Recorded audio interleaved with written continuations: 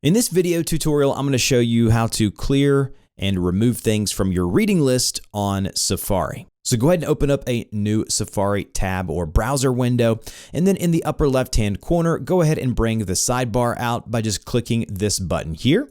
It will show your sidebar, and then down the list, you'll see something that says reading list with glasses here next to it. Click on that. It'll show you everything that is in your reading list. This is an entire list of everything, and then you can select unread to see everything that you haven't read yet. So in order to clear everything from this list at once, go down to where you see the empty space here, and if you need to scroll down, do so, and then just right-click in that clear space, and then go to clear all items. If you want to remove an individual link, go ahead and just right-click on that link like so, and then go to delete, as you see I've done here. But again, to clear all, right-click in the space, clear all items.